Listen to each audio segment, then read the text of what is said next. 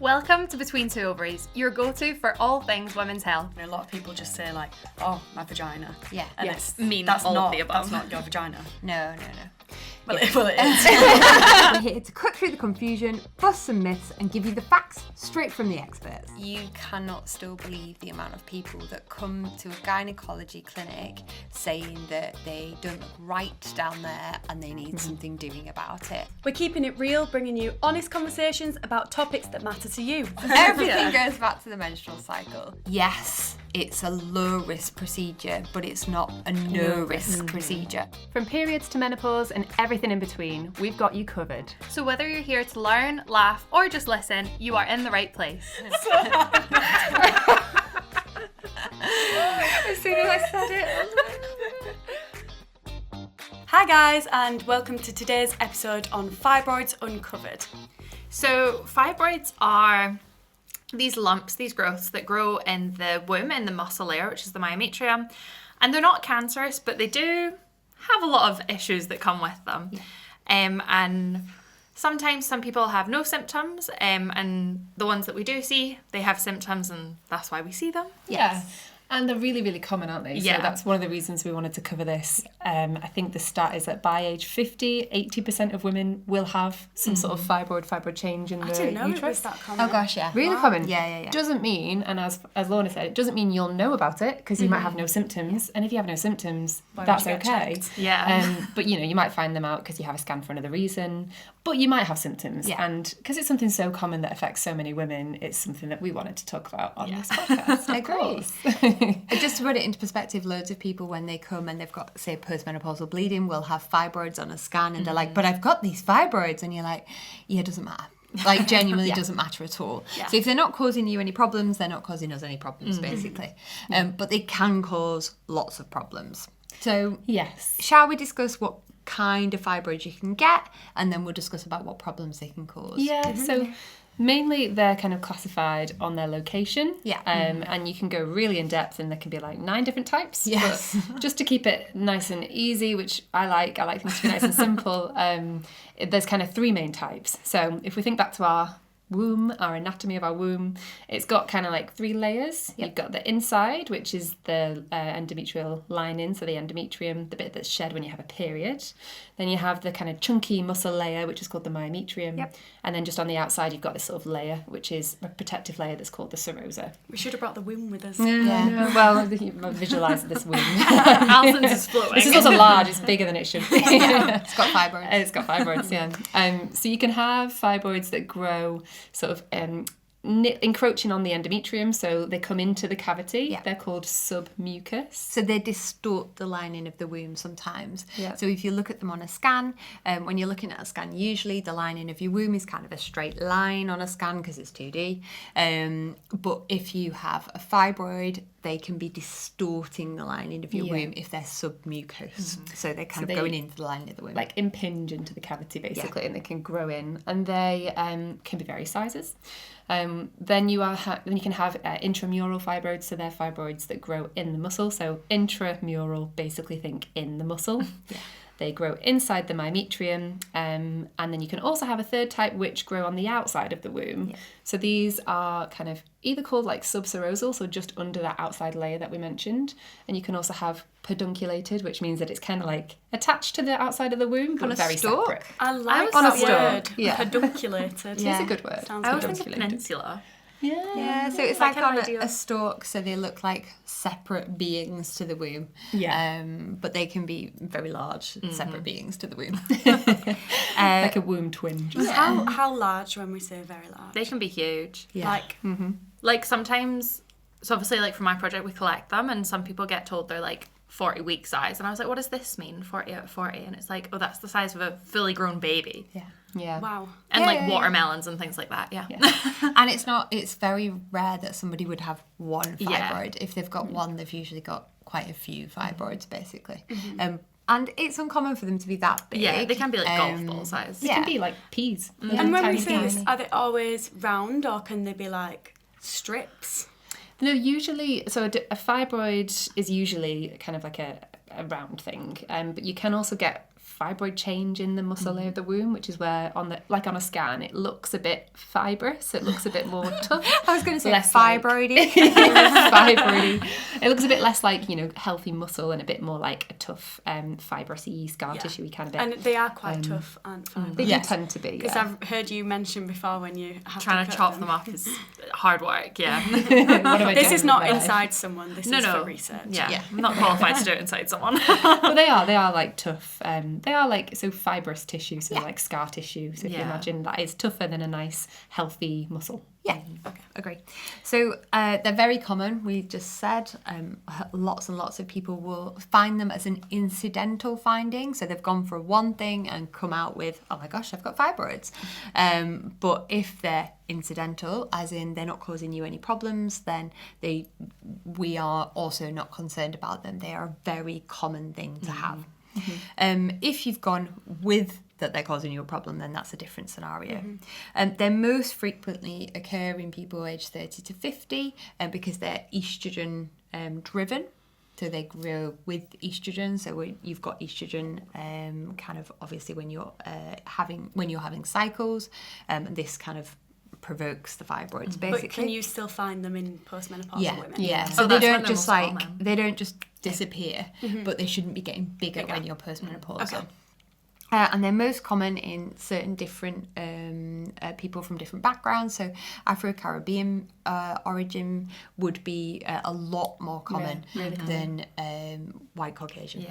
And it's weird because we don't really know why. Like we actually, so first of all, we don't really know why fibroids grow. So it's like an overgrowth of the muscle. It just, for some reason, some of the cells there start to grow more and then form a fibroid. No one really knows exactly why. Yeah. We know what they are. We know what makes them grow sometimes more, like with estrogen, and we know in who they're more common, but we don't really know what triggers them and why they start to grow. But we also don't know why it's more common in certain ethnicities as well. So fibroids are defined as being non-cancerous. Can they turn cancerous? Yes, but in a very, very small subset of people. Yeah. So I don't want people to be concerned if they've got Yeah. fibroids, basically. It's a really, really tiny subset of people that you would have a fibroid that would be a cancer. Yeah. Yeah. So it's called, it's got a really good long name. Go on, Elsa. Leiomyosarcoma. Yeah. So another word for fibroid is leioma. Or leioma, which is obviously the one I don't use very often, so I'm like... but yeah, a fibroid can become cancerous, but it's very, very rare. Like it's one of the most rare cancers in women. And you'd be suspicious of a fibroid being cancerous if it grew really quickly. Like really fast. So in most fibroids, they might grow a bit, but they shouldn't grow massively. And it tends to be more like in postmenopausal women than premenopausal women. Yeah. So what symptoms do they cause? Lorna?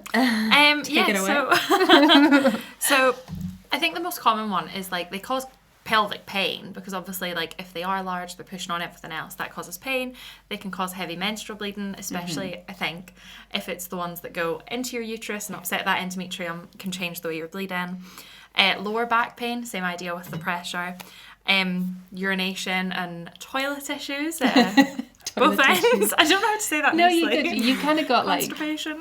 if they're big, then you get all of those pressure So symptoms. they're just, that I was you going to say, have all of mentioned. those are pressure symptoms. Yeah. So on the whole, they won't cause pressure symptoms unless they're big. Yeah. So if you've got a small fibroid, if it's 2 centimetres, it's 3 centimetres, it ain't going to be causing pressure symptom issues. pain. It's very it's just unlikely there. to They're cause quite pain. inert in a Yeah. sense. They're just And that's mainly there. people that don't know they've got them, isn't Yeah. it? Yeah. These symptoms that you've listed are also quite comorbid with other Everything symptoms for else. other conditions, Yeah. which might make it quite Also difficult. pregnancy. So and it kind of fits in with like if you do have a massive fibroid that is like the size of a melon or the size of a baby, if you imagine you probably will have pressure on your bladder, so you probably will have the urge to go.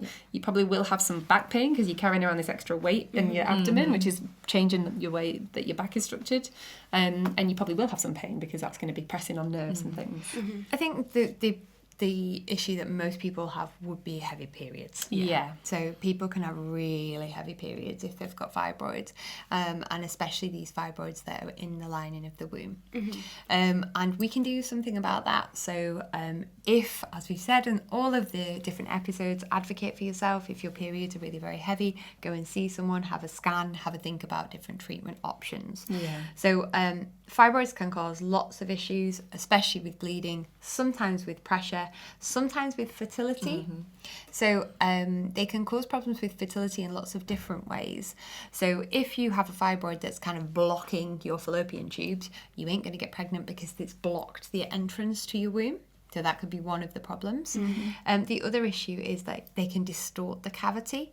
So we want your endometrial cavity to be kind of nice and regular. So that's your endometrium, the lining of your womb that sheds every month. We want that to be nice and regular, not have a fibroid in it. So that can potentially stop someone from getting pregnant. And there's a theory that there's kind of quite a lot of inflammation there when you've got these fibroids there as well. So there's quite a lot of overlap with fertility and fibroids. So that's also something to be aware of, I think. Yeah. But then again, with everything with fibroids, I suppose it depends on the size. Yeah, size and location. Generally speaking, if it is a small fibroid, so if it's less than 3 centimetres, and it's a submucous fibroid and, you know, changing the shape of the cavity, but less than 3 centimetres in size, it shouldn't actually be affecting your fertility. Yeah.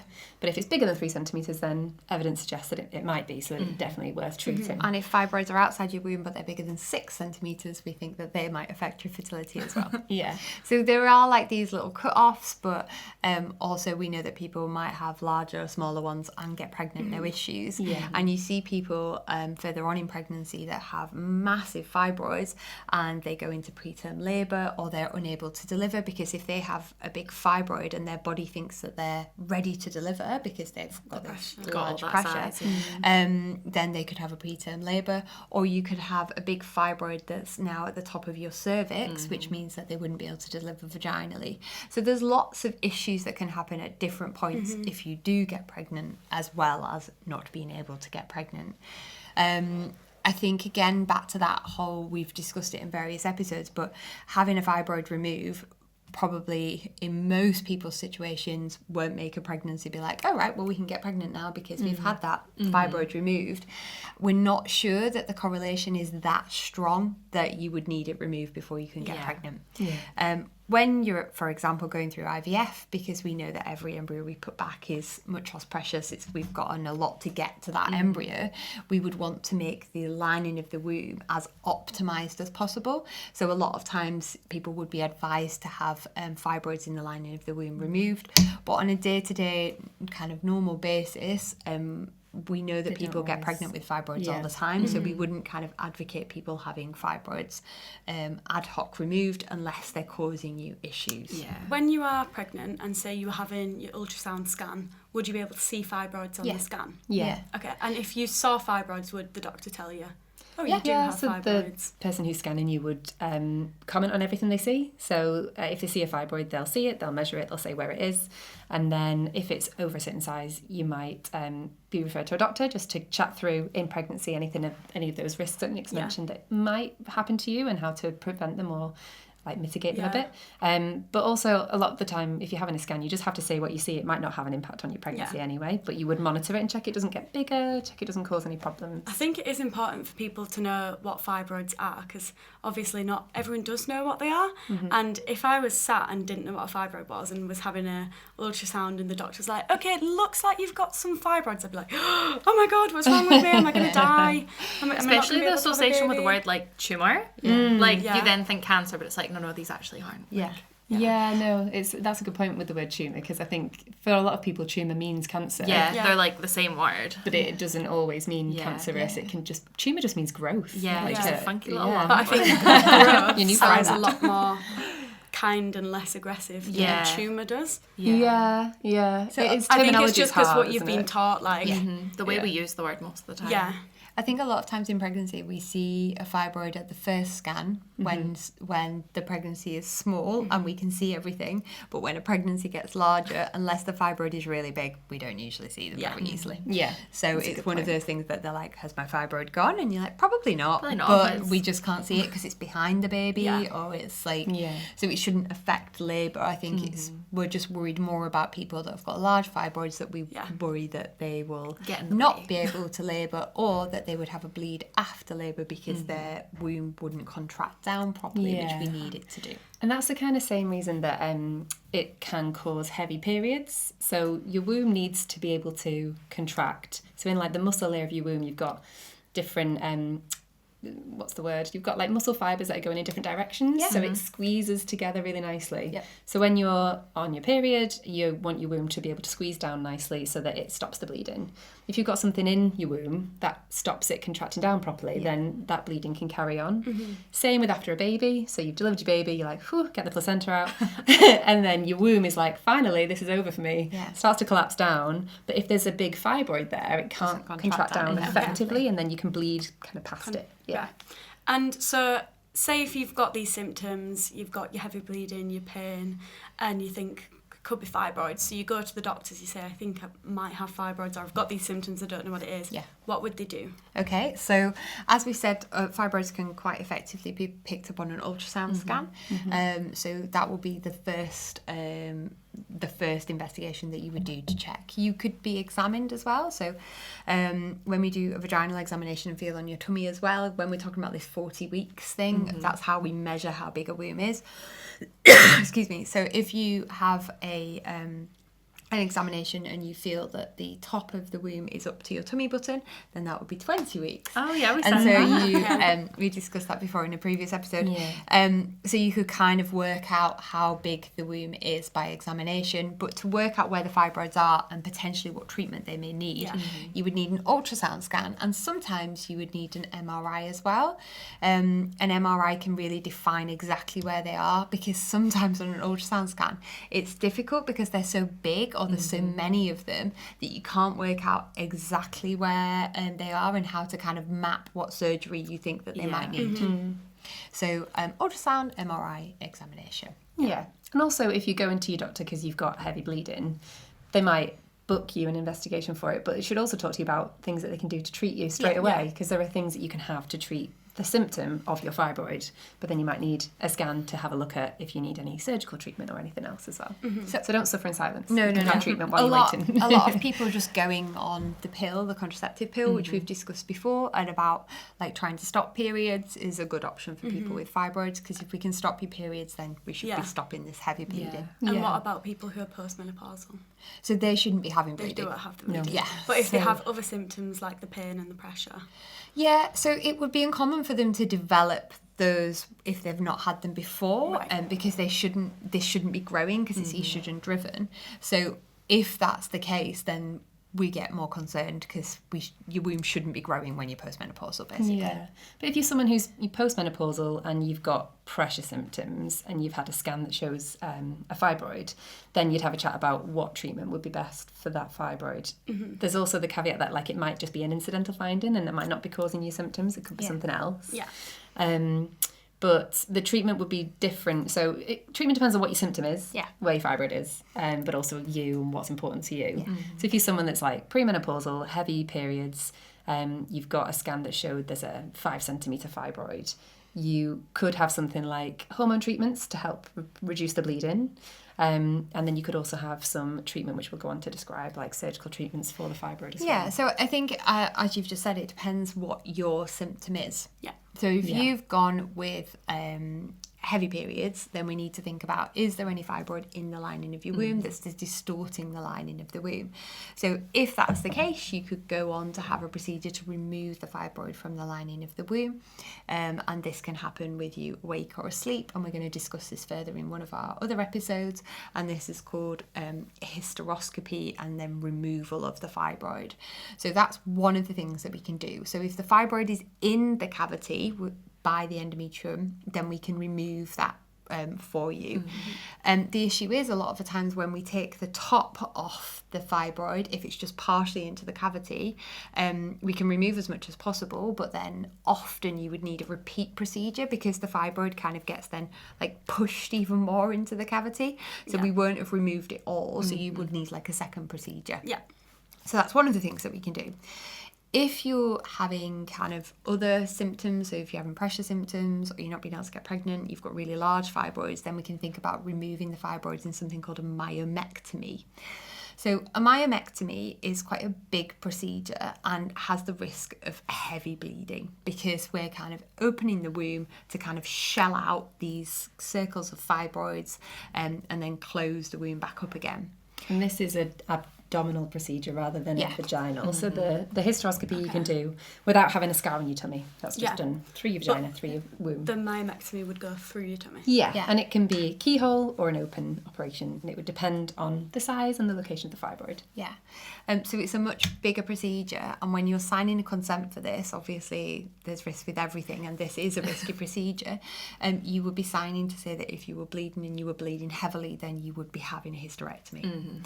So if you're somebody who's young, you've not had children, you would like to consider having children, you really have to have that a very frank, open discussion with the surgeon to ensure that this is the right procedure for you at the right time. And it might be because you're having it done because of fertility, and if that's the case, then pros, cons, risks, you have to weigh them all up and make the right decision for you.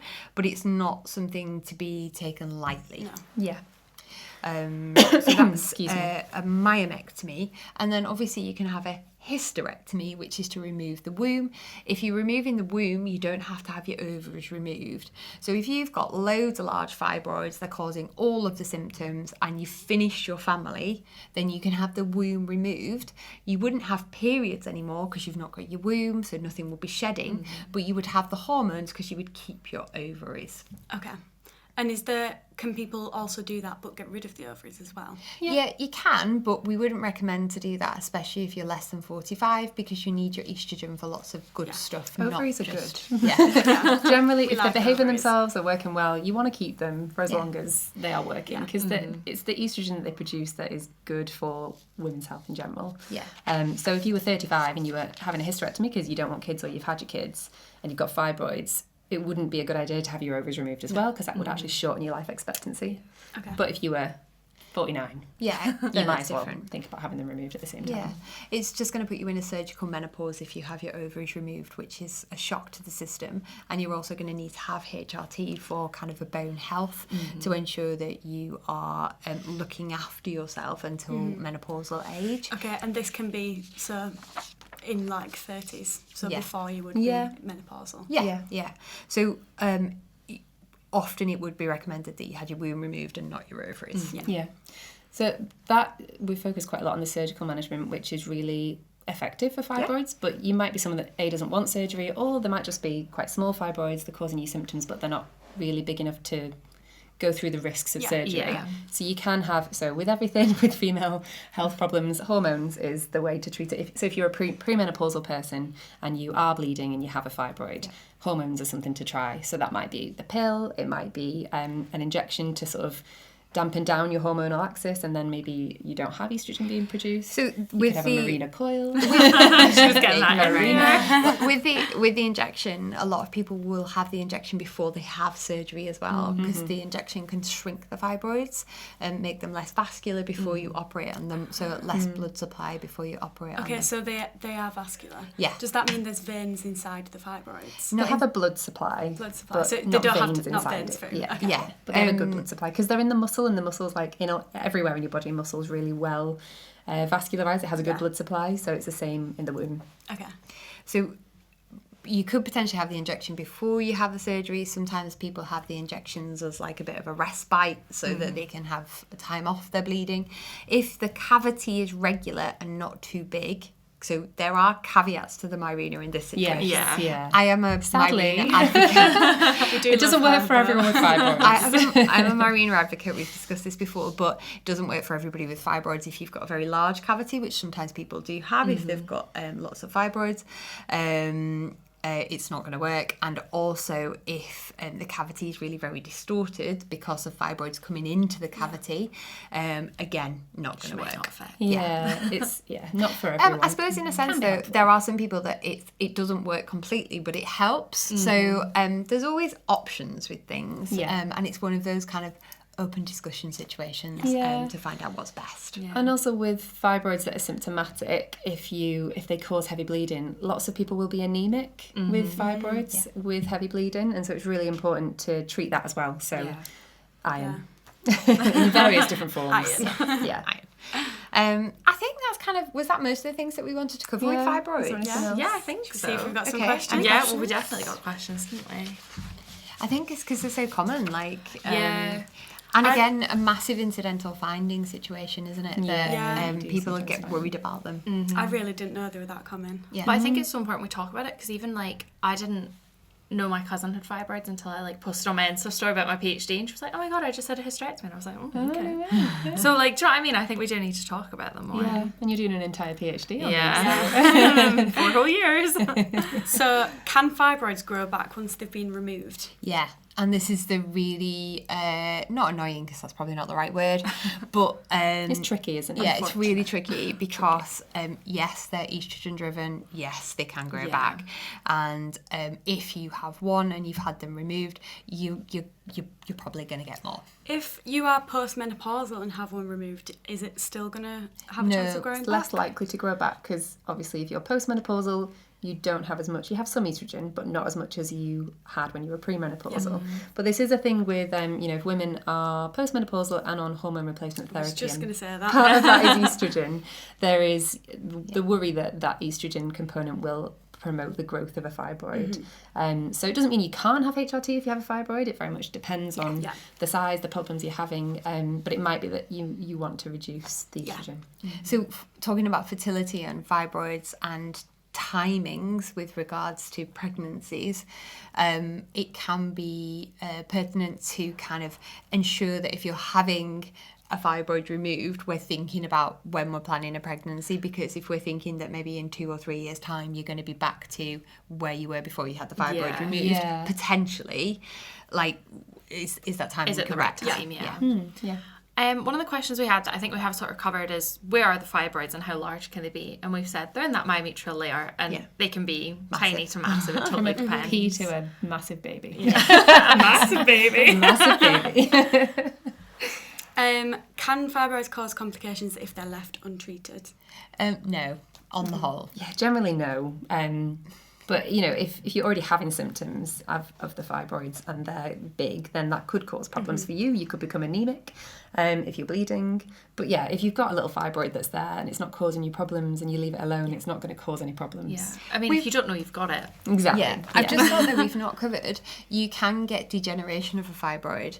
So when we talk about pain, Kind of. they can kind of die and become necrotic, but it can cause lots of pain. It's it kind of as if they've outgrown their blood supply. So it's like they're massive, they need all this blood. It happens more commonly in pregnancy than outside of pregnancy. But then because it's run out of its blood supply, it starts to sort of degenerate, so the tissue starts to die because it's not getting enough oxygen. And that can be really painful, like Nick was saying. If it died, would it drop out? No. It's got nowhere to go. It's inside. It's stuck. So it's like having dying tissue inside your body that would be painful. So you And probably can you get rid of that? Well, it would stop dying and then the pain would go. Yeah. As in, it would be dead? Yeah. Okay. Pretty much. It's not very. It's unlikely to happen. Yeah, it's unlikely, but it can cause a lot of pain when people do have that. The other thing is, and I know we're skipping backwards here, but we haven't discussed that you can have radiological procedures to try and shrink fibroids as well. Yeah, we missed that. Yeah. So what do you mean by radiological? So you can have. So if you have a fibroid in the womb, you've seen it, and as well as having a hysteroscopy, which was the camera inside to remove it, you can have ultrasound, focused ultrasound treatment. So you are doing an ultrasound, you can see where the fibroid is, and then you can target it with heat waves or other things to try and help shrink it down. Yeah. So that's cool. newer treatment, and you can have uterine artery embolization that's performed by the radiologists. So they're the doctors that look at scans, so like CT scans, MRI scans, that kind of thing, but they do interventions as well. So they do uterine artery embolization. So that's to kind of shrink fibroids, but they kind of say to not have that if you still want to have a pregnancy, because it might affect the blood supply as well. Some people have gone on to have pregnancies after, but it's not like first line if you want to have a pregnancy, but it's something that can be thought about as well. One of our other questions is about like if there's an early sign or symptom, and I think it's that idea that if you get a symptom and you want to get it checked out, you will. Yeah. Because it's like everything else, it's the pain, it's the bleeding. Yeah. I think it's not something that you need to be thinking about screening for, because as we've said on the whole, nothing needs to be done about it. Yeah. We also have some interesting myths that we found. Go on. TikTok has really Come in here. come in handy here. So one of them that we found was that fibroids is always caused by a buildup of toxic waste. Yeah, and no, it said rubbish. something. This is one of those things where you've really got to be careful what you're believing that you see online, because it was a doctor's post.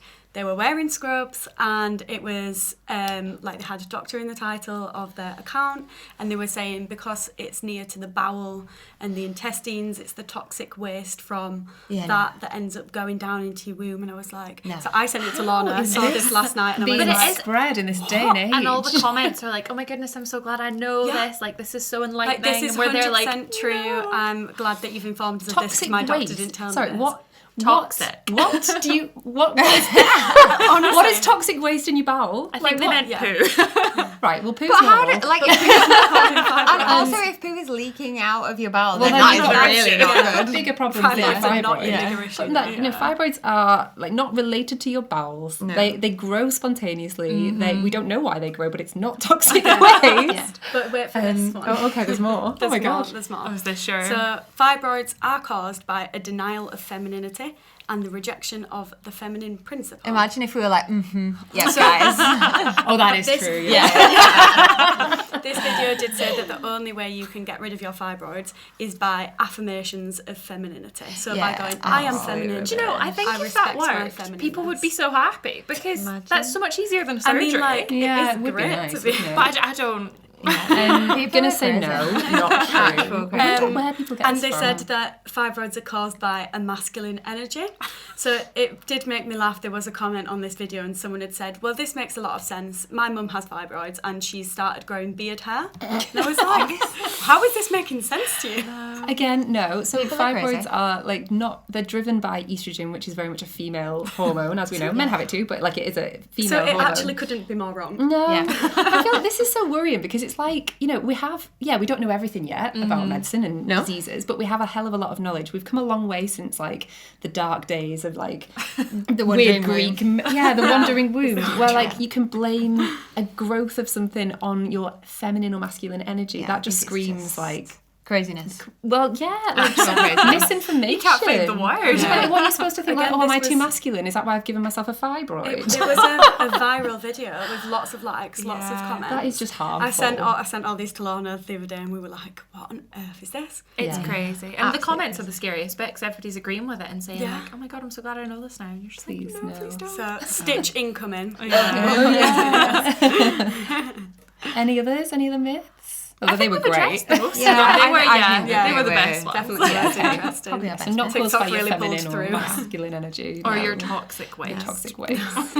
I think that's kind of what we wanted to cover. Yes. Probably slightly in a random order, but we're just going to go with it. How how we do it. That's how Yeah. we do it. Okay, yeah, so quick disclaimer. As always, these are our opinions. They're not affiliated with where we work, and this shouldn't be taken as medical advice. Yeah, and please make sure you're following us wherever you're listening to this podcast.